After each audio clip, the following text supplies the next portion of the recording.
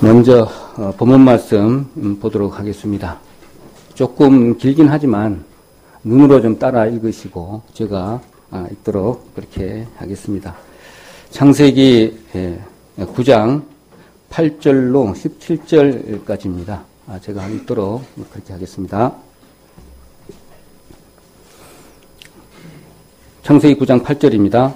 하나님이 노아와 그와 함께한 아들들에게 일러 가라사대 내가 내 언약을 너희와 너희 후손과 너희와 함께한 모든 생물 곧 너희와 함께한 새와 육축과 땅의 모든 생물에게 세우리니 방주에서 나온 모든 것 곧 땅의 모든 짐승에게니라. 내가 너희와 언약을 세우리니 다시는 모든 생물을 홍수로 멸하지 아니할 것이라. 땅을 침몰할 홍수가 다시 있지 아니하리라. 하나님이 가라사대 내가 나와 너희와 및 너희와 함께하는 모든 생물 사이에 영세까지 세우는 언약의 증거는 이것이라. 내가 내 무지개를 구름 속에 두었나니 이것이 나의 세상과의 언약의 증거니라. 내가 구름으로 땅을 덮을 때에 무지개가 구름 속에 나타나면 내가 너희와 및 혈기 있는 모든 생물 사이의 내 언약을 기억하리니 다시는 물이 모든 혈기 있는 자를 멸하는 홍수가 되지 아니할지라. 무지개가 구름 사이에 있으리니 내가 보고 나 하나님과 땅과 무릇 혈기 있는 모든 생물 사이에 된 영원한 언약을 기억하리라. 하나님이 노아에게 또 이르시되 내가 나와 땅에 있는 모든 생물 사이에 세운 언약의 증거가 이것이라 하였더라. 아멘. 자, 제목은 우리가 무지개 언약이라는 제목으로 잘 아는 말씀을 가지고 같이 나누고자 합니다. 앞에 좀 그림이 잘 보이나요? 예. 보니까 뭐 생각나는 거 있죠. 제가 보기에는 무지개 하운드 생각나고 또 모두 생각납니까? 저 밑에 뭐 이러고 있는 거 있잖아요. 이러고 있는 사람 누구 같아요? 이게 빨간 옷 입은 사람 같아. 하여튼 여러 가지 모습으로 좀 연상되어집니다. 계속 말씀을 듣는 과정에 이렇게 좀 생각해 줬으면 좋겠어요. 잘 아는 말씀이지만 어떠한 상황에서 각각이 다 틀리잖아요. 우리 성도님들 각각이 다 틀린 상황에서 내가 노아다. 이 당시에 이런 상황에서 내가 노아다. 현 상황 말고 마음속에 내가 노아다 이렇게 생각을 하고 계속 이렇게 들어주시면 좋겠다 그런 생각이 들어집니다. 어떤 것들은 내가 보기에는 참 하찮은 일이고 또 어떤 사람이 봤을 때는 이게 엄청나게 크게 느껴지는 그런 닥치는 일들이 저에게 있잖아요. 각각의 성도님들까지 다 있을 것입니다. 그런데 그런 부분에 있어서 좀 이렇게 오버랩해서 말씀을 본다면 더 은혜가 되겠다 그런 생각을 해봅니다. 그래서 곰곰이 생각해 보다가 무지개 언약이 좋겠다 그런 생각이 좀 들어집니다. 저 상황하고도 좀 별반 다른 것이 없어서 한번 이렇게 말씀을 가져와 봤습니다. 자, 무지개 언약 이렇게 노아에게 주치면서 이렇게 한 내용인데 우리가 잘 아는 말씀이지만 깊이 있게는 저는 이렇게 봐본 적이 별로 없는 것 같아요. 말씀을 준비하면서 그렇네 이렇게 되더라고요. 그래서 한번 말씀에 들어가기에 앞서서 무지개가 그러면 어떻게 생겼는지 우리가 좀 알면 되겠다. 간단하게라도 그렇게 보면 좋겠습니다. 자, 한번 원리와 종류를 한번 알아보니까 이렇게 한번 다른 데서 한번 책이나 인터넷에 보면 많이 나와 있어요. 우리가 좀 한번 뭐 그렇겠지 비 오면 생기는 건 무지개 그렇게 접근하는 것보다도 조금 이렇게 내용을 좀 알면 좋겠잖아요. 모든 것이 하나님이 지으신 피조물이기 때문에 그렇습니다. 자, 공기 중에 물방울에 의해 태양광선이 반사되고 굴절되어서 나타나는 이렇게 둥그란 이렇게 원호입니다. 원래는 둥그렇죠, 아주 둥그러운데 이렇게 지평면은 반을 가렸기 때문에 반만 보이는 거죠. 그 두 번째로 태양의 반대쪽에 비가 오면 나타납니다. 태양이 여기 있고 저쪽에 비가 오고 그럼 내가 여기 와서 봤을 때 이제 태양이 나타나는 거죠. 그런데 의미가 좀 있겠잖아요. 그리고 반사의 횟수와 그 물방울의 크기 차이에 따라서 6가지 종류가 있다네요. 무지개의 종류가. 그러면은 1차 무지개, 2차 무지개, 과잉 무지개. 반사 무지개도 있고 안개 무지개도 있고 수평 무지개. 우리가 일반적으로 보는 것들이 뭐 여러 가지로 한번 생각해 보면 아시겠잖아요. 뭐 중요한 건 아니지만 종류가 이렇게 있다. 그만 알면 될 것 같아요. 그 다음으로는 그럼 우리 눈에 비치는 게 또 어떻게 비치는지 그림으로 한번 보면 간단하게 설명이 될 것 같아요. 그림으로 한번 보게 되면 이렇게 됩니다. 좌측의 위쪽에 보면 물방울에 대해서 굴절되는 반사 모양을 말씀을 이렇게 표현해 놨고 그림으로 그 밑에 보면 요 눈이 있죠. 이게 눈이 이렇게 있어요. 눈. 우리가 보는 눈입니다. 자, 여기 보면 저 위에 보면 40도, 40도 이렇게 42도 이 정도의 각도가 되었을 때 이렇게 빛이 생긴다네요. 밑에 보면 나오죠. 햇빛이 여기 있어요. 근데 물방울이 여기 있습니다. 물방울이 빛을 통과해서 굴절되면 보라색이 되고 이 각도로 42도, 40도. 그 다음 밑에 것은 또 햇빛이 들어와서 굴절돼서 그 각도 안에 들어오면 빨간색이 되고 그래서 이렇게 둥그렇게 된다네요. 자, 이런 부분입니다. 그리고 보면 이제 오른쪽에 사람이 여기 있어요. 이런 모습을 봤을 때 노아가 본 무지개의 모습입니다. 저희들도 지금까지 노아의 시대에 있었던 그 약속이 지금까지 온 거예요. 우리도 지금 무지개를 볼 수 있잖아요. 하여튼 그것도 한번 연상해 보시고. 그렇다면 무지개가 상징하는 의미가 분명히 있을 것입니다. 모든 것들이 하나님께서 저희들에게 주신 피조물의 어떤 현상들이기 때문에 그렇습니다. 자, 그리고 그 의미에 대해서 조금만 더 보고 넘어가도록 하겠습니다. 무지개의 그 형상은 한번 찾아볼까요? 에스겔 1장 28절입니다. 에스겔 1장 에스겔 좀 찾으려면 좀 힘드나요? 에스겔 1장 구약 1152쪽 정도 보면 되겠습니다.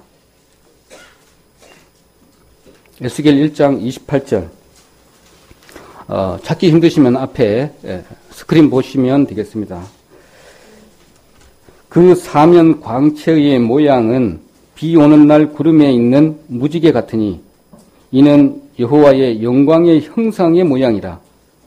내가 보고 곧 엎드려 그 말씀하시는 자의 음성을 들으니라 했는데 여기 보면 여호와의 영광의 형상이다. 하나님께서 자신의 영광을 나타내기 위해서 무지개를 두셨다는 내용이죠. 그 다음에 두 번째로는 무지개가 상징하는 것이 있습니다. 이건 계시록 4장 3절 한번 보겠습니다. 계시록 4장 3절. 계시록 4장 3절. 제 뒤쪽으로 금방 찾을 수가 있겠죠. 4장 3절입니다. 제가 읽도록 그렇게 하겠습니다.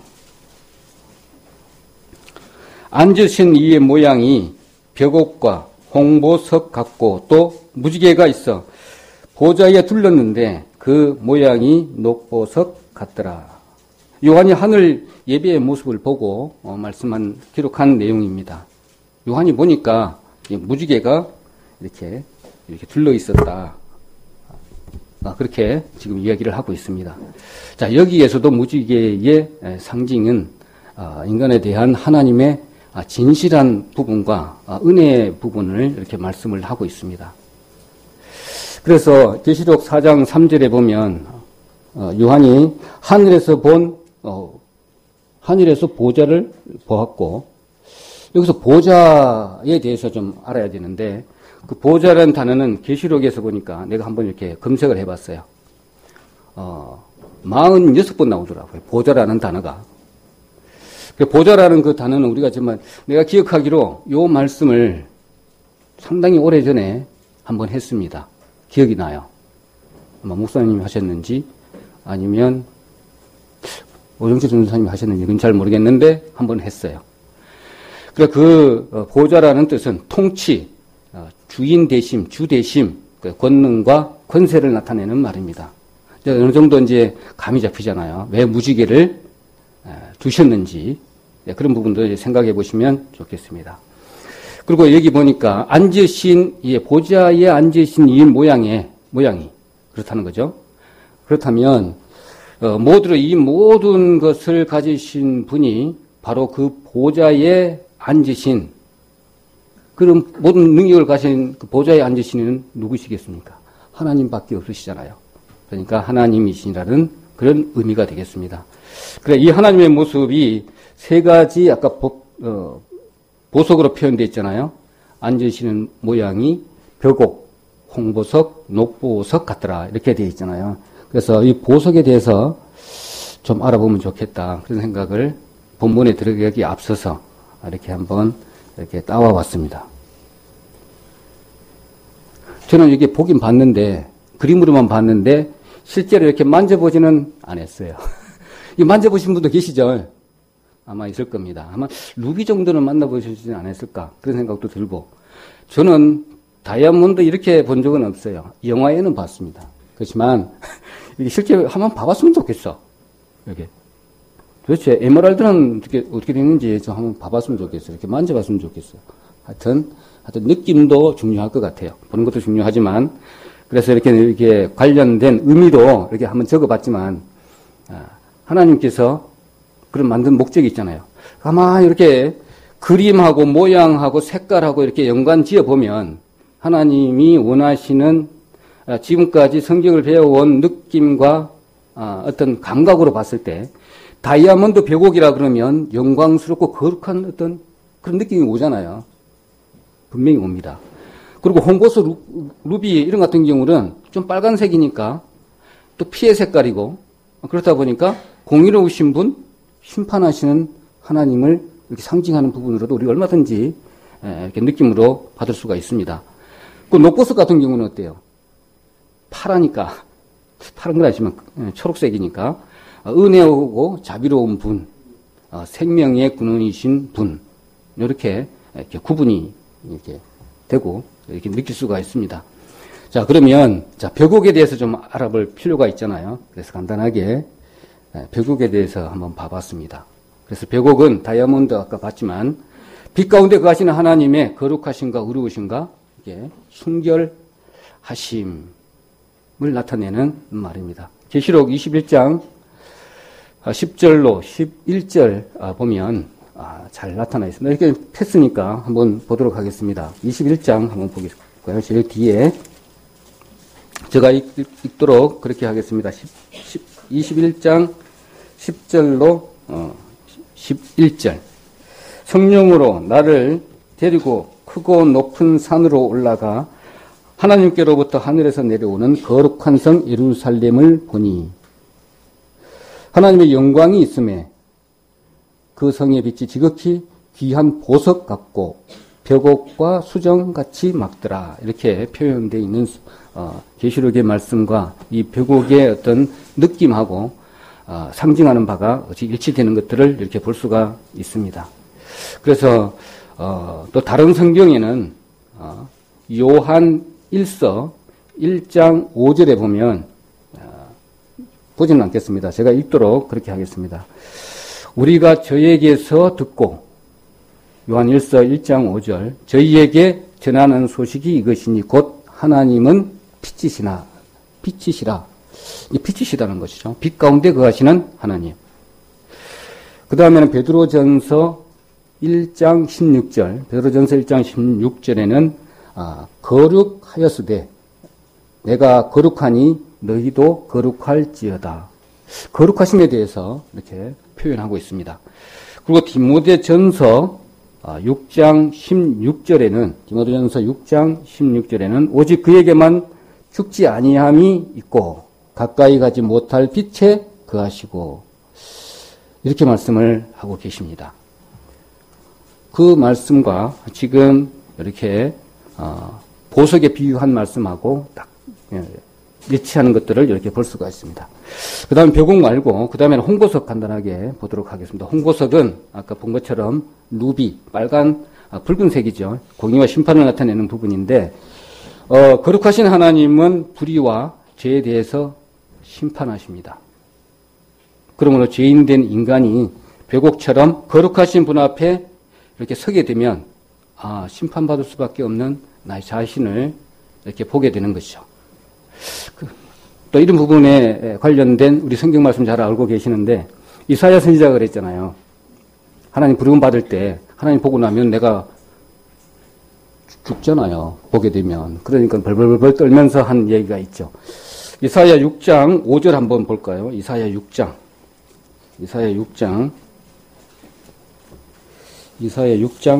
보도록 하겠습니다. 6장 5절 한번 보겠습니다. 이사야를 선지자로 부르실 때 이사야가 한 말입니다.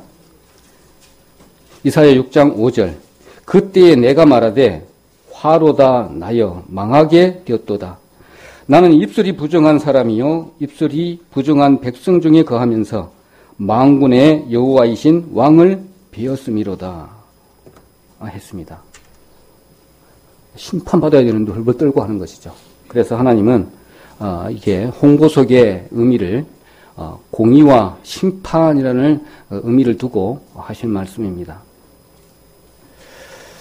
또 그리고 아도니아가 반역을 한 이후에 살려고 변제단 뿔을 잡은 것도 그 내용이기도 합니다. 이렇게 또 같이 봐주시는 것도 의미가 있겠죠.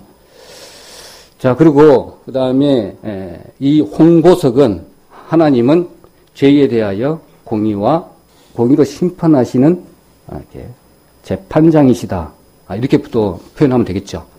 자, 그 다음에 세 번째로 녹보석입니다. 녹보석 한번 보고 지나가도록 하겠습니다. 녹보석은 이렇게 화면에 본 것처럼 은혜, 자비, 사랑, 생명을 나타냅니다.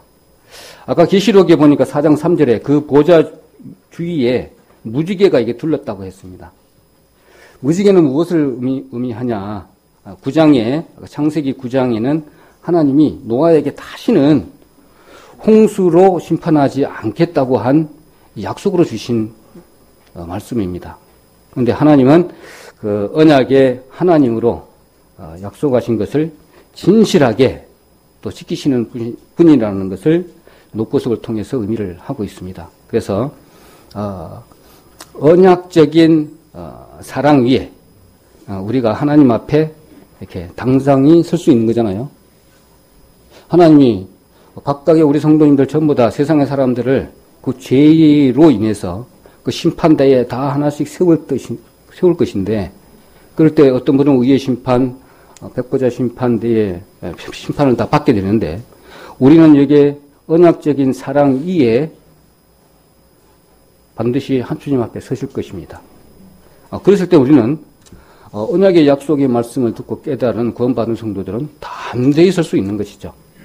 그런 의미로 녹보석을 저희들에게 이렇게 의미로 보여주셨다. 이렇게 보면 되겠습니다. 자, 그렇다면 그 사랑이 언약적인 사랑을 의미하는데, 그 은혜로서 그러면 하나님의 보좌 앞에 여기 우리 성도님들 다 설 수 있는가요? 네. 그 은혜의 보좌 앞에 다 설 수 있는 우리 저희들입니다. 그것을 지금 조금 생각해 볼 수가 있겠죠. 그래서 그에 관련된 말씀은 히브리서 4장 이렇게 16절 한번 보겠습니다. 히브리서 4장 16절. 우리 담대히 설 수 있는 말씀이 히브리서에 많이 기록되어 있는데, 은혜로서 하나님 보좌 앞에 설 수 있는 말씀, 히브리서 4장 16절입니다. 같이 읽도록 하겠습니다. 4장 16절. 그러므로 우리가 긍휼하심을 받고 때를 따라 돕는 은혜를 얻기 위하여 은혜의 보좌 앞에 담대히 나갈 것이니라. 그렇습니다. 저희가 내 자신을 보면 한량없이 쭈그러들고 또 용기 없어지고 또 비참하게 어떤 때는 절망 가운데 있을 수도 있지만 하나님 말씀을 앞에 두고 또 그 말씀을 상고하게 되고 이렇게 했을 때는 또 하나님의 은혜, 언약적인 그 사랑의 그 말씀 때문에 모든 것이 다 해결되죠. 그런 것들을 우리가 체험하면서 보아집니다. 그와 맞물려서 지금 노아가 처해 있는 그 모습하고 우리 성도님들 개개인이 처해져 있는 모습하고 그렇게 생각해서 보시면 좋겠다 싶습니다. 그래서 다시 한번 정리해 보면 이렇습니다. 자, 벽옥은 빛 가운데 계신 거룩하신 분, 영광스러운 분으로 우리가 그 앞에 이렇게 서게 되잖아요. 그 다음에 홍보석, 공의로우신 하나님 앞에 심판받을 수밖에 없는 존재임을 우리가 깨닫게 되지만, 아까 계시록 4장 3절에 보좌에 무지개가 둘렸는데 그 모양이 녹보석 같아서 그렇게 말씀을 하셨잖아요. 그분의 그 언약적인 사랑으로 그리스도의 십자가의 죽으심으로 말미암아 영원한 생명을 얻고서 은혜의 보좌 앞에 당당히 설 수 있게 됨을 세 가지 보석을 통해서 저희들은 교훈받을 수가 있습니다. 따라서 이 세 가지 보석은 하나님이 어떠한 분이신가에 대해서 잘 말해주고 있습니다. 모든 것이 언약적인 사랑으로 주어진 저희들에게 주신 다 은혜입니다. 그래서 먼저 무지개에 대해서 이제 알아봤고, 무지개 언약이라고 했잖아요. 그러면 또 언약도 조금 이렇게 잘 알고 있지만은 좀 의미를 좀 다르게 그렇게 한번 봐볼 필요가 있겠습니다. 간단히 언급해 보면 이렇습니다. 구약에는 언약의 예를 들어서 몇 가지 이렇게 뽑아왔는데, 일반적인 언약은 우리가 잘 알잖아요. 대인 관계에서 서로의 이익을 위한 그런 약속입니다. 그런데 성서에서는 하나님과 사람, 하나님과 민족과의 어떤 관계에 있어서의 약속이죠. 그런데 구약에는 하나님은 이스라엘 민족과 그 다음에 인격적인 관계를 가지고 언약을 맺습니다. 자, 그 예를 보면 오늘 보신 것, 노아 홍수 이후에 노아에게 언약을 한 것 내용하고, 선민에 관한 그 아브라함과 언약이 생각이 나고, 율법 주실 때 있어서의 이스라엘과의 언약, 그 다음에 여호수아와 백성과의 언약, 우리 잘 알고 있잖아요. 근데 요 네 가지 중에 제일 마지막 건 한번 보고 지나가도록 하겠습니다. 여호수아 24장 한번 보도록 하겠습니다. 여호수아 24장. 제일 사사기 앞에죠. 24장. 유언에 관련된 말씀만 몇 가지 보도록 하겠습니다. 여호수아 24장 14절에서 16절까지만 이렇게 보도록 그렇게 하겠습니다. 자, 그러므로 이제는 여호와를 경외하며 성실과 진정으로 그를 섬길 것이라.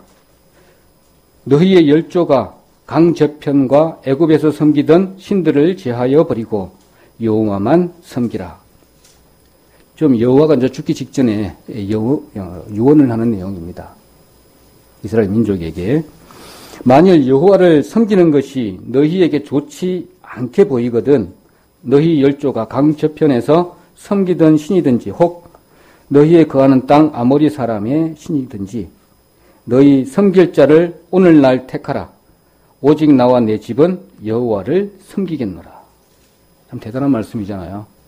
너희들은 다른 데 섬기지만 나는 여호와를 섬기겠다. 그 내용입니다.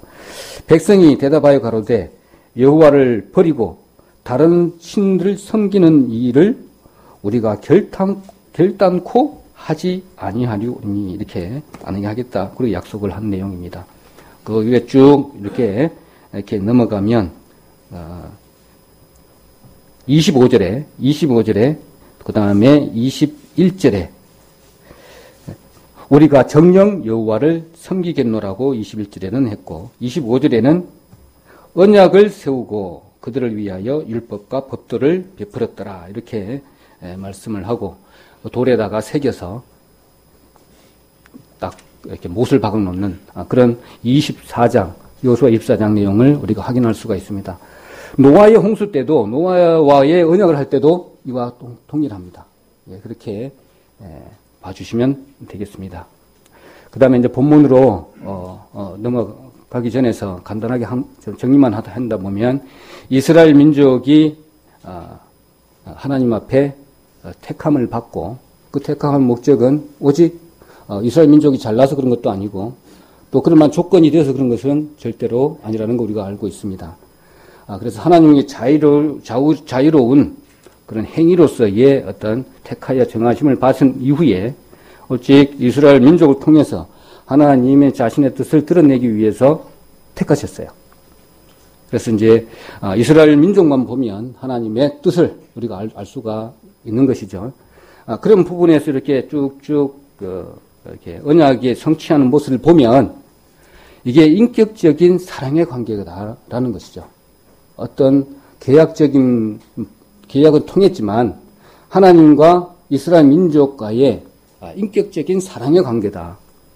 언약은 벽옥 아까 홍보석, 녹보석 같으신 분이 하나님 형상으로 지은 그 사람과 인격적인 사랑의 어떤 관계적인 그 약속의 개념인 거죠. 사랑의 관계다 이 말이죠. 사랑의. 그래서 표현하기를 하나님과 이스라엘과는 그 언약이 혼인에다가 비유를 해서 이렇게 말씀해 놓은 것이죠. 그러니까 어떤 우리가 일반적으로 계약을 하는, 언약을 하는 그런 행위가 절대로 아니라는 거죠. 사랑의 대상이다. 사랑의 관계다. 그래서 혼인관계로 비유하다 보니까 그 약속을 어기게 되면, 그 언약을 이렇게 어기게 되면 간음으로 규탄하고, 간음하는 서기관들, 또 간음하는 단어를 써서 하나님을 등 돌리고 배척하는 그런 부분에 있어서 이렇게 간음으로 표현하는 것들을 봅니다. 그러면 어떤 관계냐?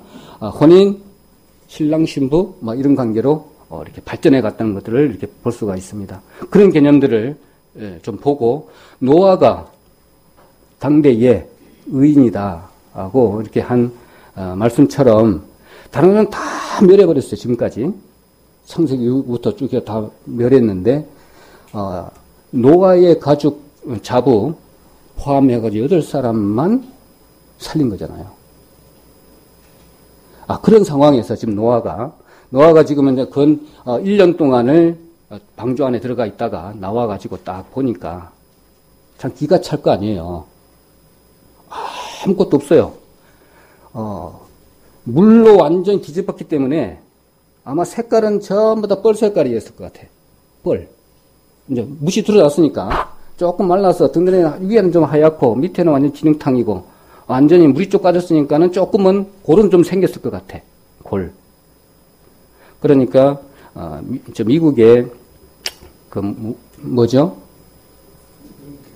그랜드 캐년 생각이 좀 나죠. 그랜드 캐년 하여튼 그 비참한 모습이 봤을 거예요. 근데 노아가 딱 나왔어요. 그 심령이 어떻게 되겠어요? 그 이전에는 어떻게 하고 살았어요? 떵떵거리고 살면서 계속 120년 동안 방주를 지었어요. 근데 배가 뒤집히고 오고 한 1년 동안 살면서 얼마나 벌벌벌 떨었겠어요. 그러고 나오다 보니까 비참한 상황이 눈에 쫙 펼쳐지는 거예요. 그러면 노아의 심령이 어떻게 했어요? 모든 것이 불안하고 그 다음에 벌벌 떨고 근심과 걱정인 거예요. 애들을 잡으는 3명 있고 이제 그다음에 이제 동물들은 있겠죠. 1년 동안 모아놓은 거 이제 다 먹었을 거 아니에요. 식량들은 아무리 많이 쌓아놨다 하더라도 이제 그런 상황이죠. 먹고 살고 있는 문제, 이제 입는 문제부터 완전히 캄캄한 거예요. 캄캄해. 그런 상황에서는 이제 노아의 심령을 잘 아시는 하나님께서 오늘과 같은 오늘 8절부터 17절까지의 약속의 말씀을 계속 주시는 것이죠. 몇 번 하신 거 똑같은 말을 또 하고 그래요. 나 비를 안 내릴 거다 이제. 그리고 또 너하고 나하고 약속한 거다. 또 언약이다. 몇 번을 이야기를 해. 어린 애들한테다가 이야기하듯이 그렇게 지금 이야기하는 모습들을 아까 본문의 말씀을 통해서 우리가 다 봤습니다. 자, 그렇다면 그 언약을 세우심에 대해서 한번 더 보도록 하면 이겁니다. 이제 본문으로 이렇게 돌아가게 된다면 그 이전에 1절부터 7절까지는 하나님께서 홍수 심판 이후에 노아와 그 가족들에게 얼마나 비참할 거예요. 비록 세상은 멸망했지만 너는 나와 함께 다시 새로운 일을 시작해보자. 그런 메시지입니다. 그래서 격려와 축복의 말씀을 이렇게 주신 내용입니다. 그래서 아담과 하와에게 주었던 그 처음 받았던 복과 그때는 완벽했지만 죄가 들어온 이후에는 이제 이것들이 그때와 똑같은 복이었지만 이제 상황이 틀려졌어요. 미완성이고 불완전하고 이런 상태로 완전히 바뀐 것이죠. 그래서 하나님께서는 세 가지 복을 이렇게 주십니다. 생존 보존의 복이죠. 생육하고 번성하여 땅에 충만하라. 그리고 이제 이때부터는 지금까지는 채식만 먹고 살았지만 지금부터는 육식을 허락하게 됩니다. 그러고 나서 죄를 짓기 전과 또 달리 이 세상에 또 이렇게 한번 세상을 이렇게 살짝 보게 되면 그 이전까지도 쭉 해가 왔지만 완전 엉망적인 비참한 세상이었잖아요. 헐뜯고 속이고 또 싸우고 죽이고 막 그랬어요. 또 짐승에 잡혀 먹을 수 있는 위험까지 다 있던 그런 상황이었어요. 그래서 하나님께서는 그런 것들을 살인하지 못하도록 보호장치를 이렇게 만들게 되죠. 그리고 노아 가족들에게 심각한 그 세상의 보호장치인 복과 거기에다가 계약을 하시는 것이죠.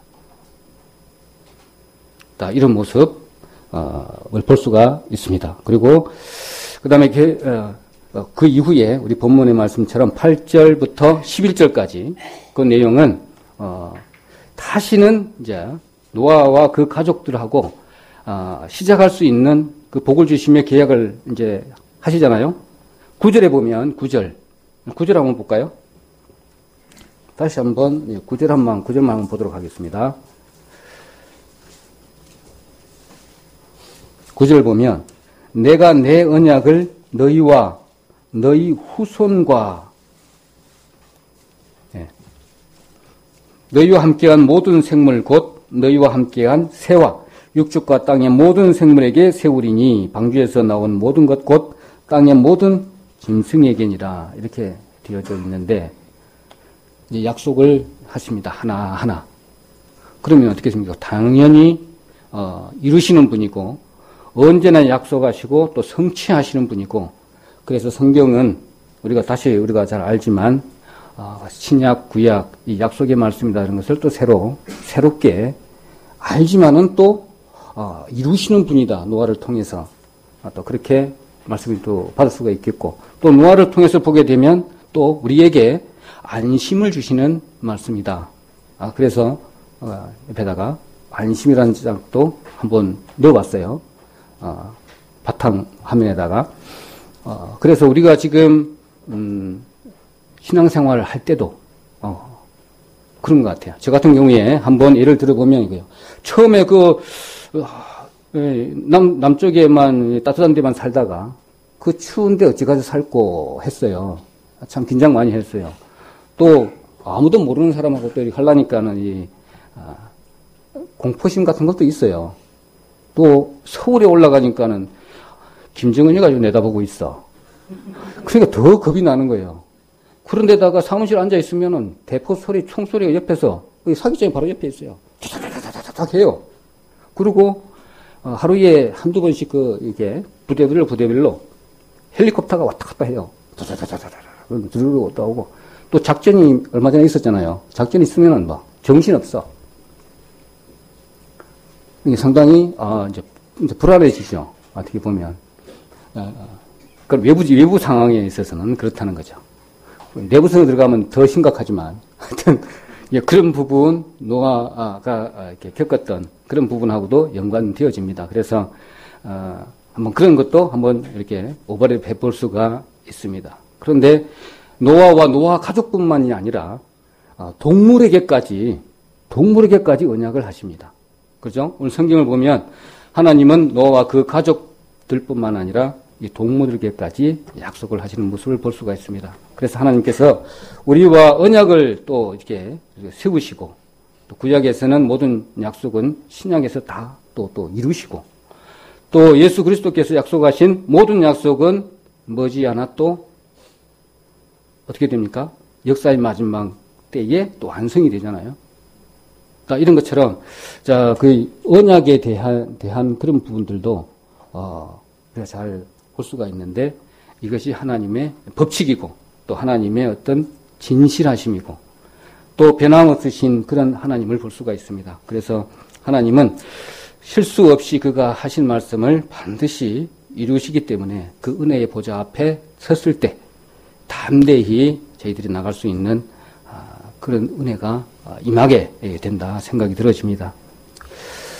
자, 본문에 보면 8장 11절에 이제 우리가 잘 알고 계시는데, 아까 계약에 관련, 언약에 관련된 이야기를 했는데, 은혜, 사랑, 이 복이 일방적인 계약이라는 거 우리가 잘 알고 있습니다. 동등한 입장이 아니라, 그렇게 한번 생각을 해봐요. 노아가 저런 상황에서 어떻게 하면 안심하고 불안해 안 하고 또 걱정 안 하고 살 수 있을까? 주님은 이 노아의 마음 상태를 잘 알고 있기 때문에 그 방법의 하나로 지금 이 일방적인 계약을 한 거죠. 그러니까 노아에게 가장 합당한 약속이죠. 그러니까 내가 주면서 너는 어떻게 해라, 어떻게 바꾸자 하는 것이 아니라 일방적으로 주는 계약이죠. 그러니까 편안하게 할 수 있고 안심하게 할 수 있고 두려움에 떨 수 없는, 노아가 노아 8명을 데리고 7명을 데리고 또 있는 동물들과 함께 새로운 세상을 살 수 있는 힘을 주는 거죠. 그 말씀이 오늘 언약의 말씀입니다. 그래서 8절부터 11절까지 보면 하나님께서는 일방적으로 말씀하시고 그 계약은 모든 쌍방간에 만족해서 서명을 이렇게 해갖고 뭐 그런 것이 아니라는 걸 우리가 잘 알고 있습니다. 그런 쪽으로 이렇게 언약의 내용들을 한번 보시면 되겠고, 그런 의미에서 우리가 좀 참고적으로 생각할 필요가 있어요. 우리가 애를 키워요. 자식을 키우는데 이런 거예요. 우리 계약하고 이렇게 애를 키우는 건 아니잖아요. 얼마 전에 시간이 좀 있어가지고 우리 아들을 서울에서 만났어요. 근데 친구를 데리고 왔어요. 근데 친구 데려와. 그래가지고 이제 판문점도 한번 가고 이렇게 둘러봤어요. 이렇게 둘러봤는데 결국은 이거예요. 뭐 여러 가지 사진도 보내주고 했는데 친구가 여자친구예요. 여자친구예요. 저 머리가 노래요. 이렇게 머리가 노래. 루마니아 학생인데 루마니아에서 공부를 잘했는 거 봐요. 거기서 국비로 이렇게 한국을 전문하고 한국어를 알아볼 수 있는 그 학과가 있대. 하여튼 꽤 잘 나가는 학교인가 봐요. 거기서 차출이 돼서 우리나라로 왔는데 한국이 그리 좋대요. 그래가지고 한국어까지 이렇게 배워가지고 몇 등급이라더라. 하여튼 한국어 실력이 꽤 되는가 봐요. 말도 좀 하더라고. 이제 우리처럼 이제 그걸 못하는 거예요. 일반적인 말은 서울 말은 잘 알아듣는데 사투리나 조금 방언적인 이야기를 하면 전혀 못 알아들어. 그래 내가 몇 마디를 했어요. 그러니까 도저히 먹지 못하고 아들만 부르는 거예요. 아들만 오기를 기다려. 그래서 없을 때 자꾸 자리를 피해 주더라고. 우진이가. 근데 보니까 대화를 갖다가 한국말로 했다가 영어로 했다가 루마니아어로 했다가 이거 장난이 아닌 거예요. 이게 보니까 야 무슨 이야기 했냐. 이 동아의 통역을 해줘야 되는 거예요. 그래서 이제 뭐냐면 좀 순하기는 생겼더라고. 이렇게 순진하기는 생겼는데 열심히 또 해야만이 또 이제 저로 갔어요. 얼마 전에 갔어. 그래가지고 열심히 또 해가지고 시험에 합격해야 다음에 또 올 수가 있대요. 네, 그렇더라고. 그래서 그 애는 여기 와가지고 우진이를 많이 이렇게 도움을 많이 받았고, 막 이렇게 문화적인 부분 이렇게 했고, 지는 이제 외국어를 좀 많이 이렇게 했고, 그렇더라고요. 그래서, 우지 같은 경우에 좀 이걸 좀 잘해요. 이걸 좀 잘하는 은사가 있는 것 같아. 그래갖고 하여튼 이렇게 잘 생활을 하고 있더라고. 근데 그동안에는 쟤도, 친구들하고 못 사귀잖아요. 술을 해야지 뭘 사귀는데. 그러니까 오로지 이제 언어 배울 욕심으로 이제 서로 도움 관계로 해서 막 그렇게 배우다 보니까 이제 가버렸어. 그러니까 이제 지금은 좀 어떻게 하는지 모르겠지만 좀 멘붕 상태인 것 같긴 해요. 그래서 또 이 시간에 또 기회를 봐서 한번 가서 또 그 가까운 교회를 좀 갈 수 있도록 또 한번 해야 되겠다. 그런 생각도 들어집니다. 한번 이야기해 놓으면 이게 뭐 내가 한마디 하면 10마디를 하니까 종교에 대해서 이야기를 하게 되면 불교, 유교, 그리스도교, 그리스도 장단점부터 시작해가지고 알몬교부터 시작해가지고 모르는 게 없어. 그러면 나는 다 막히잖아요.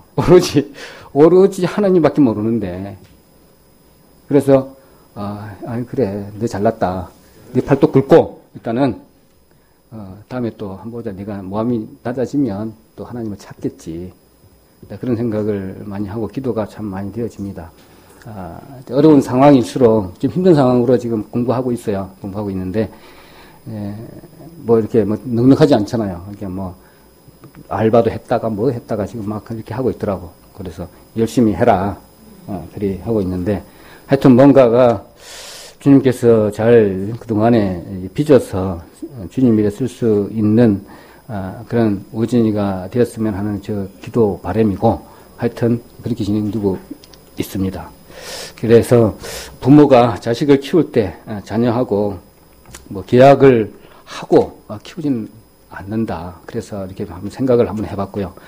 부분 조건 없이 일방적으로 사랑을 베푼 것처럼 하나님도 노아에게 그렇게 베풀어 주시는 언약의 말씀이다.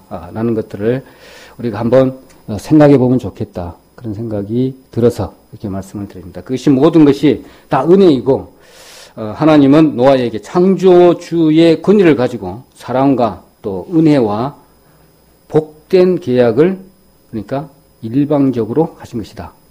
이렇게 보시면은 되겠다 싶습니다. 자, 일방적인 계약 다음 좀 이렇게 간단하게 더 말씀을 좀 드리면 관계된 말씀은 요한복음 5장 16절입니다. 요한복음 5장 16절. 요한복음 5장 16절 한번 같이 보도록 하겠습니다. 요한복음 5장 16절. 요한복음 5장이 아니라 15장입니다. 앞에 1자를 빼먹었어요. 요한복음 15장 16절입니다. 너희가 나를 택한 것이 아니요 내가 너희를 택하여 왔나니 너희를 택하여 세웠나니 이는 너희로 가서 과실을 맺게 하고 또 너희 과실이 항상 있게 하여 내 이름으로 아버지께 무엇을 구하든지 다 받게 하려 함이니라. 일방적인 계약과 이렇게 관련된 하나님의 은혜로운 말씀이기도 합니다. 우리가 기도를 많이 하고 하나님께 잘 보여서 이쁘게 생겨서 그렇게 하나님께서 우리를 택한 것이 아니라 우리가 택한 것이 아니라 하나님께서 택하셨다는 것이죠. 자, 이런 부분 노아를 통해서 이렇게 볼 수가 있습니다. 그리고 관련된 말씀이 또 있습니다. 내가 하나님을 믿은 것이 아니라는 것이죠. 아까 말씀드린 것처럼 또 하나님께서 나로 하여금 하나님을 믿게 하신 것이다. 그렇게 정의를 할 수가 있잖아요. 믿는 것까지도 그렇습니다. 믿는 것까지도. 그래서 내가 하나님을 믿는 것이 아니요. 이렇게 아까 말씀하신 것이 우리가 기억이 되고 이 모든 것이 하나님의 은혜고 사랑이고 복이 되는 것이죠. 그래서 노아에게 복을 주기 위해서 이런 부분들을 다 주셨다. 그래가지고 복의 계약을 하신다는 내용입니다.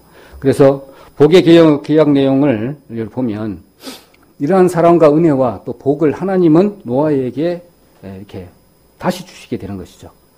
내가 너에게 복을 주겠고 또 너희 자손이 생육하고 번성하여 땅에 충만할 것이며 또 이제 육식을 또 허락할 것이고 또 동물에게까지 동물들이 너희를 해치지 못하게끔 이렇게 막아주겠고 또 서로 죽이고 살인하지 못하도록 막아주겠다.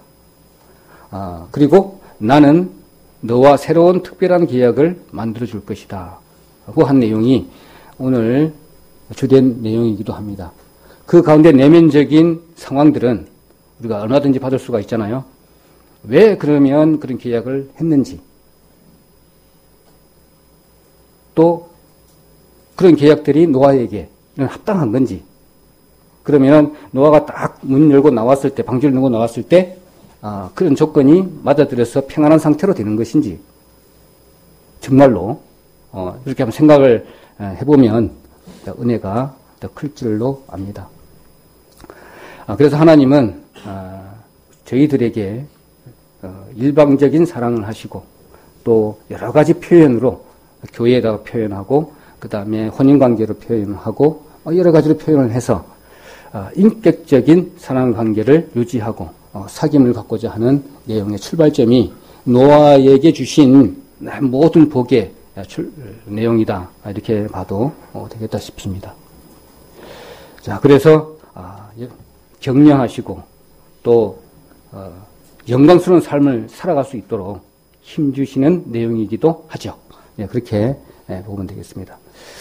자, 그에 부합되는 말씀은 로마서 5장 8절 이렇게 보면 앞에 스크림 참고해 보시면 우리가 아직 죄인 되었을 때에 그리스도께서 우리를 위하여 죽으심으로 하나님께서 우리에게 대한 자기의 사랑을 확증하셨느니라고 한 내용하고 우리가 똑같다고 보면 되겠죠. 사랑 때문에 모든 것들이 이루어지는 그런 약속이기도 합니다. 자, 노아를 안심시키고자 하는 하나님의 마음은 창세기 9장 11절에 잘 나타납니다. 다시 한번 좀 읽어본다면 내가 너희와 언약을 세우리니 다시는 모든 생물을 홍수로 멸하지 아니할 것이라 땅을 침몰할 홍수가 다시 있지 아니하리라. 이렇게 창세기 9장 11절에 이렇게 말씀해 주고 있는데 우리가 노아의 입장으로 돌아가 보면 이 말씀이 잘 알게 되는 것이죠. 다 폐해가 되어버렸어요. 집도 없고 눈도 없고 밭도 없고 먹을 것도 전혀 없습니다. 비참한 그런 상황에서 노아에게 맞닥진 현실을 딱 볼 때 정말 어떤 심령일까 이렇게 보게 된다면 그렇다고 뭐 집을 짓겠다는 것도 아니고 농사를 짓겠다든지 뭐 그런 날에 뭐 꿈을 가는다든지 전혀 아무것도 없죠. 그러니까 우리에게도 다시 밖에 본다면 직장 걱정, 애들 교육 걱정, 먹고 살 걱정, 뭐 여러 가지 엄청나게 많아요. 이렇게 구비를 이렇게 후시다 보면 이런 것들을 하나님께서는 그 심령 안에 잘 아시고 그것을 다 해결해 주셨다는 것이죠. 약속의 말씀으로 언약적인 사랑의 말씀으로 다 해 주셨다고요. 노아가 노아에게 주신 것처럼 지금도 우리에게 그걸 주셨다는 것을 사랑의 언약의 말씀으로 받아들인다면 그것이 전부 다가 나의 것이 되고 또 노아의 것이 된 것처럼 우리도 그렇게 누릴 수가 있잖아요. 눈으로 보면은 정말로 처참하지만 말씀을 언약으로 봤을 때는 그것이 다 이루어지고 약속의 말씀이기 때문에 담대하게 보좌 앞에 설 수 있는 마음처럼 우리가 이길 수 있다. 이렇게 생각이 들어집니다. 또 시간이 많이 지나갔기 때문에 좀 넘어가도록 그렇게 하겠습니다. 그래서 노아에게 두려움이 없는 사랑을 표현하기 위해서 지금까지 말씀을 주신 것입니다. 그래서 이사야 41장 10절 이건 한번 보면 되겠죠. 그래서 말씀을 합니다. 두려움이 없는 내용, 두려워하지 말라, 근심하지 말라 이겁니다. 이사야 41장 10절 두려워 말라. 내가 너와 함께 함이니라. 놀라지 말라. 나는 내 하나님이 됨이니라. 내가 너를 굳세게 하리라. 참으로 너를 도와주리라. 참으로 나의 의로운 오른손으로 너를 붙들리라. 이런 말씀을 계속하고 있습니다. 그런데 우리는 그 흙탕되어져 버린 그런 모습만 보니까 절망적으로 계속 낙담되고 힘을 잃게 되는 그런 모습으로 살 수밖에 없는, 그러므로 또 이렇게 속 내용을 볼 수 없는 상태로 변해지는 저희들을 볼 수가 있는데, 우리는 그렇게 살 필요가 없다는 거죠. 예. 그렇게 한번 보시면 되겠고, 다음으로는 요한 복음 14장 1절 8절 보면, 1절 18절 보면, 너희는 마음에 근심하지 말라. 하나님을 믿으니 또 나를 믿으라. 내가 너희를 고아와 같이 버려두지 아니하고 너희에게로 오리라. 정말 버려두지 않겠답니다. 그리고 근심하지 말라고 그러는데, 너무나 근심을 많이 갖고 사는 것 같아요. 저부터 보면 잠시 말씀으로 가까이 가게 되면 근심이 안 되는데, 말씀에서 잠시만 떠나면 근심이 오고 걱정이 오고 막 그렇게 됩니다. 그러면서 말씀을 한번 보게 되면 그렇지, 다 이겨놓으셨는데, 이렇게 또 마음이 돌아갈 때가 있는데, 그런 부분들을 훈련을 통해서 하나씩 해결해 갈 수 있도록 저희들의 마음의 담대함도 같이 가지면서 말씀을 심어가면 모든 것이 이길 수 있겠다, 이런 생각이 들어지고요. 그 다음에 요한복음 14장 27절에 보니까 평안을 너희에게 끼치노니 곧 나의 평안을 너희에게 주노라. 내가 너희에게 주는 것은 세상이 주는 것 같이 아니하니라. 너희는 마음에 근심도 말고 두려워하지도 말라. 이렇게 말씀하고 있습니다. 노아가 세상을 봤을 때의 두려움이 얼마나 컸던지 주님께서 그 두려움의 분량대로, 크기대로 하나님께서 말씀으로 이렇게 해주겠다, 이렇게 보호해주겠다, 또 이렇게 언약까지 하면서, 그래서 뭘 주겠어요? 줄 수 있는 게 하나님께서 입술을 봤을 때는 그거밖에 없을 것 같아. 제가 봐서는 그렇습니다. 그러다 보니까 잘 받아들이기만 한다라면 주님께서 항상 보고 듣고 알고 계시는 분이기 때문에 그 마음의 상태를 잘 아시고 이렇게 잘 만져주시는 분이시다, 이렇게 생각이 들어집니다. 그래서 저는 이 말씀이 좀 마음으로 와닿았으면 좋겠다, 그런 생각이 들어지고, 저와 같은 마음이기 때문에 그렇습니다. 그래서 부부 관계도 그렇고, 그 다음에 직장의 관계도 그렇고, 또 이런 부분들이 이렇게 문제가 닿았을 때 노아에게 이렇게 하나님께 주신 것처럼 그렇게 이렇게 적용을 하는 것도 좋겠습니다. 그래서 저희들에게는, 구원받은 저희들에게는 두려움은 우리가 갖고 다니는 단어가 아니다, 이렇게 생각도 한번 해보고요. 그 다음에 절망도 우리가 가지고 다니는 어떤 단어가 아니다, 라는 것도 한번 생각을 해봤어요. 아무리 우리가 이 세상에 살면서 처해 있던 상황이 노아하고 비교할 수가 있을까? 이런 생각을 해보면 감히 이렇게 저울질 좀 되어지더라고요. 그것까지는 아닐 것 같다, 세상에. 그런 생각을 많이 해봅니다. 또 한편으로 이렇게 해봤어요. 노아가 살아가는 그런 세상에서는, 그러니까 먹고 살기만 하면 되는 문제가 아니었나. 이게 목숨하고 연관되어져 있는 의식주만 해결되면 되는 것이 아닌가. 그런 생각을 봤을 때, 우리 지금 현재 살아가고 있는 것들은 그것 플러스 얼마나 많아요. 명예부터 해가지고 배워야 될 것들 너무너무나 많아요. 그렇게 본다라면, 그렇게 이렇게 무게가 그렇게 이렇게 치우치지는 않을 것 같아요. 거의 비슷할 것 같은 생각도 저는 가져봅니다. 그때는 신앙생활 하기가 어느 정도 좋았다고 볼 수가 있죠. 근데 지금은 더 힘든 상황이 되어진 걸 본다라면, 무게 중심은 그렇게 편차가 나는 그런 부분은 아니다 생각이 들어집니다. 그래서 제목을 갖다가 두려움이 없는 사랑으로 이렇게 한번 적어서 저희들하고 성도님들하고 교제를 지금 나누고 있는데, 자, 이겁니다. 두려움은 불안, 근심, 좌절 이런 거 이제 있습니까? 저희들이 이런 것들을 좀 우리가 날려버리는 2019년 이렇게 한 해가 되었으면 또 하는 바람도 있습니다. 자, 눈에 보이는 것들은 참 암울합니다. 우리 교회에 또 여러 가지 상황들도 봤어도 또 그런 부분들도 이렇게 접목이 되어지고, 또 개인적으로 봤을 때도 그런 부분들도 예외는 아니잖아요. 그래서 이 말씀을 한번 드려보면, 우리 두려움을 할 필요가 있을까? 그런 생각도 한번 묵상해보고, 불안해해야 될 부분도 있을까? 근심의 좌절? 이런 것도 한번 해보자. 그런 부분이 있습니다. 그래서 관련된 말씀, 빌립보서 4장 4절로 7절 한번 보도록 그렇게 하겠습니다. 빌립보서 4장 같이 한번 읽어보도록 하겠습니다.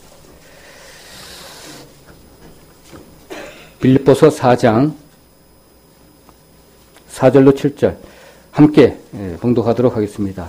주 안에서 항상 기뻐하라. 내가 다시 말하노니 기뻐하라. 너희 관용을 모든 사람에게 알게 하라. 주께서 가까우시니라. 아무것도 염려하지 말고 오직 모든 일에 기도와 간구로 너희 구할 것을 감사함으로 하나님께 아뢰라.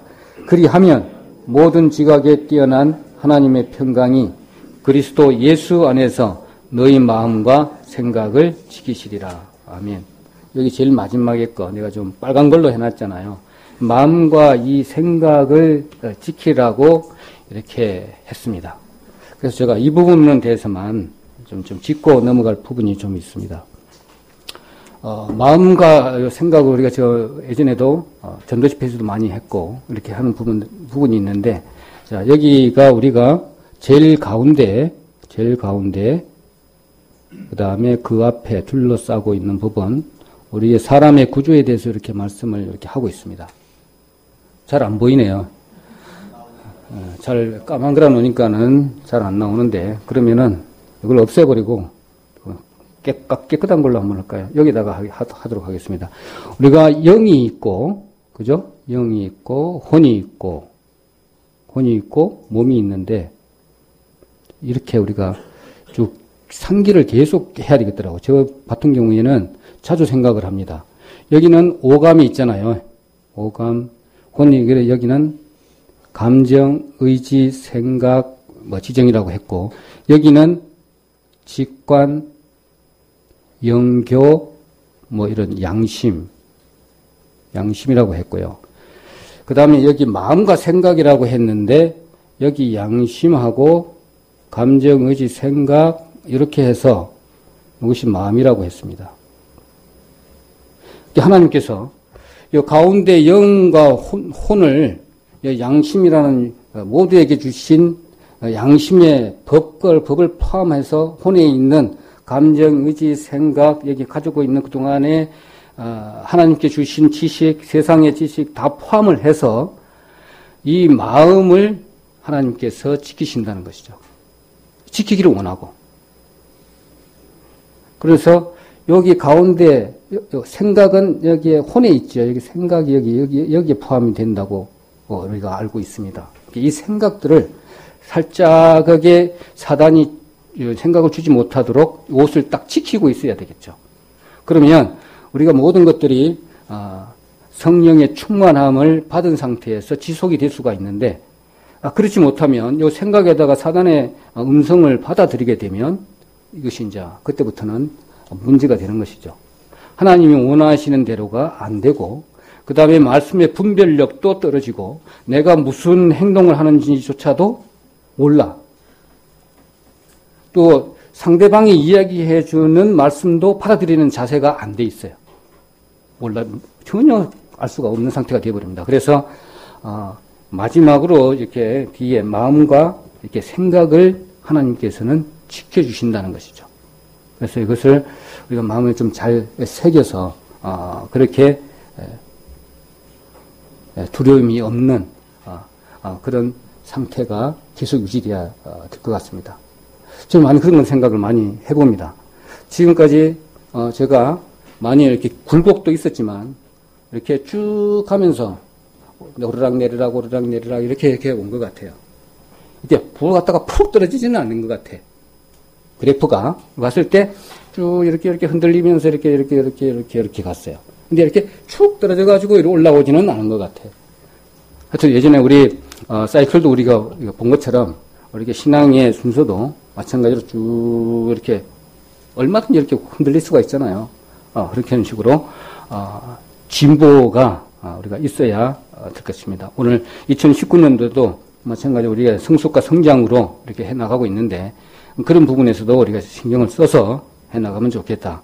이런 생각도 이 말씀을 통해서 한번 봐집니다. 그래서 창세기 14장 15절, 9장 14절, 15절에 이렇게 보면 이제 무지개가 이때 생기게 무지개를 이제 주신다고 합니다.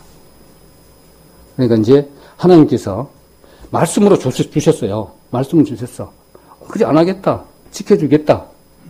다시는 이제 홍수가 없게 하겠다 했는데 그러면 증거가 어디 있습니까? 이렇게 물어볼 수가 있잖아요. 그 증거로 하나님께서 만들어 주신 것이죠. 하나님께 피조물을 통해서 이렇게 예쁜 모양으로 이렇게 무지개를 주신 것이죠. 그까지만 14절, 15절 이렇게 보시면 우리가 잘 알고 있는 내용이니까 넘어가고, 자, 여기서 한번 저희들 먼저 보도록 하겠습니다. 여기 보면 무지개 하원입니다. 그렇게 생각하시고, 무지개 하면 히브리어로 하케셰트라고 이렇게 합니다. 하라는 명사 플러스 퀘셰트라는 결합된 단어인데, 퀘셰트는 본래 의미, 이렇게 덫을 놓다, 함정을 만들어 놓다, 그런 뜻이랍니다. 그런데 여기 아라비아어로 보면 이렇게 구부리다는 뜻이에요. 구부리다. 이렇게 구부린 거예요. 지금 여기 보면 이렇게 지금 어라. 자, 펜 봐가지고 자 여기서 이렇게 구부렸죠. 이렇게 구부렸어요. 어떤 모양입니까 이제? 저 구부린 모양이죠. 자, 콧이라는 이 단어의 단수 명사로서 활을 의미한답니다. 활처럼 생겼잖아요. 이렇게 활처럼 생겼어요. 그러니까 무지개가 지금 보니까 무지개는 이제 아까 하늘 한쪽 편에 맑을 때, 그러니까 하람이 이렇고 햇빛이 뒤에 있고 이렇게 봐가지고 한쪽에는 맑고 이쪽 구름이 있을 때 생기는 거잖아요. 그랬을 때 마치 무지개로 둘러싸인 그런 형국이에요. 이게 이제 활이라는 거죠. 활이라는 표현인데, 무지개는 빗방울로 채식되어서 구름의 끝부분에서 빛이 이렇게 입혀진 것이래요. 빛이 이렇게 딱 구름을 이렇게 입혀진 것이라고 합니다. 그래서 가만히 보면, 자, 이 활처럼 생겼어요. 근데 활이 어디로 향하고 있죠? 하늘로 향하고 있어요. 근데 실도 없어. 화살도 없어. 활만 이렇게 있는 거예요. 활의 용도는 전쟁이잖아요. 그러니까 노아에게 활도 하늘로 향하고 있고 화살도 없고 이것도 줄도 없기 때문에 평안한 상태를 이렇게 상징해 주는 거죠. 그래서 활은 땅을 향하지 않고 하늘로 향하고 있기 때문에 그 증거에 하나님이 주신 증거에 두려움을 없애기 위해서 이런 모양으로 주시고 또 말씀을 눈으로 볼 수 있게끔 허락하시고 이렇게 주신 것이죠. 그러면 주님께서는 이렇게 우리의 무화과 나무를 우리 비유를 들잖아요. 이렇게 완전 말라 비틀어가지고 저주를 내리는 부성도 있는데, 하여튼 모든 이렇게 보여주신 것부터 해서 의미가 거의 문학적인 수준이잖아요. 우리가 봤을 때 감동을 받을 수밖에 없어요. 그런 부분을 만약에 노하게 이런 부분을 다 이렇게 느껴본다면 하나님이 정말로 이렇게까지 사랑하시는구나. 저희들을 이렇게 볼 수가 있습니다. 그래서 하나하나 노아에게 모든 마음 상태를 파악하시고 눈으로 볼 수 있고 귀로 들을 수 있는 언약의 말씀을 주시고 볼 수 있고 그 다음에 후대에 또 잠시 사라졌다가 없어질 수가 있는데 또 다시 생각나면 계속 생각할 수 있도록 이렇게 주신 것 같아요. 자, 언약의 증거들을 보면 자 16절에 무지개가 구름 사이에 있으리라 그렇게 했어요. 구름이 딱 떴다 그러면 이제 마음이 조마조마해져요. 그럴 때 하나님 항상 이렇게 주신다는 거죠. 우리도 직장에 이렇게 부러움이 있었을 때, 그때 이런 말씀을 탁 주신다는 것이죠. 우리 양심 안에 두려움도 있고 여러 가지 있을 거 아니에요. 그럴 때 바로 주시겠죠. 자, 그런 부분도 생각해 보실 수가 있습니다. 자, 이제 결론 내리도록 그렇게 하겠습니다. 언약의 증거로 이렇게 주신 것인데, 자, 증거로 우리 미래의 약속을 보장받는 거죠. 믿음은 바라는 것의 실상, 보지 못한 것의 증거라고 했던 것처럼 이 말씀들로 언약의 증거로 무지개를 주셨다. 이렇게 또 할 수가 있고, 두 번째로는 저 무지개를 통해서 믿음과 영적 간격을 회복해 주신 것이죠. 무지개가 이제 갑자기 사라졌어. 근데 사라질 때는 막 엉망으로 살았어. 근데 제대로 살지도 못했어요. 근데 무지개가 갑자기 생겼어. 그렇게 되면 다시 하나님 은혜로 들어갈 수 있도록 그렇게 해주신 것이죠. 이스라엘 민족에게 유월절을 이렇게 1년 내내 계속 이렇게 쳇바퀴 돌듯이 제사를 지나고 이렇게 했던 것처럼 동일한 은혜로 노아에게는 무지개를 주셨다는 거죠. 비가 한 번 오고 맙니까? 아니잖아요. 비가 오기 전 생기고 비가 오고 난 이후에 무지개가 생깁니다. 그렇게 항상 주님께서 베풀어 주시는 은혜라 생각이 들고, 세 번째로는 이제 노아의 증거, 언약의 증거, 노아 시대에는 무지개지만 이제 우리에게는 중요한 거잖아요. 예수 그리스도의 십자가가 됩니다. 그래서 우리 안에 있는 믿음으로 주신 이 믿음이 저희를 통해서 늘 날마다 이렇게 기적이 일어나기를 우리가 원하는 그런 부분이 있죠. 이 잔잔한 기적부터 시작해가지고 큰 기적까지 주님께서는 바라고 있지 않는가 그런 생각도 해봅니다. 그래서 신약 시대에서는 우리 지금 이게 살고 있는 이 시대에서는 예수 그리스도의 십자가가 이 언약의 증거다. 우리 보면 되겠고요. 그 다음에 네 번째로는 우리 구원의 증거잖아요. 어린 양 예수 그리스도의 십자가 보혈, 이것만 봐도 우리는 이것을 보고 있지만 노아는 무지개를 본 거하고 똑같다는 겁니다. 노아는 그 무지개를 보고 우리 2000년대를 다 보고 있는 거죠. 그렇게 봐도 됩니다. 그래서 그것을 보고 저 무지개를 보고 염려와 근심과 걱정을 다 내보내서 할 수 있도록 무지개를 증거로 노아에게 주셨다. 그렇게 생각 보시면 됩니다. 자, 요한일서 5장 5절 한번 보도록 하겠습니다. 스크린 보시기 바랍니다. 자, 예수께서 하나님의 아들이심을 믿는 자가 아니면 이 세상을 이기는 자가 누구뇨? 이는 물과 피로써 임하신 자니 곧 예수 그리스도라. 물로만 아니요 물과 피로 임하셨고 증거하는 이는 성령이시니 성령은 진리니라.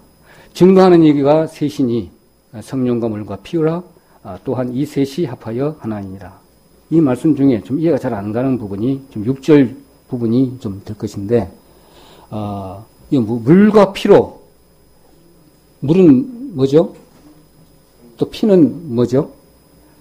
또 물으신 분도 계실 줄 압니다. 물과 피로 임하신 자의 뜻은 세례와 주님의 죽으심을 의미하죠. 그리고 물과 피는 그 요한에게 받으신 세례와 십자가에서 흘리신 보혈을 상징하는 것입니다. 그래서 세례 받으심을 이렇게 받았잖아요. 받으신 것부터 시작해서 십자가에서 죽으실 때까지의 예수님의 공생애를 가르쳐서 물과 피로 임하신 자 예수 그리스도시라 이렇게 보시면 됩니다.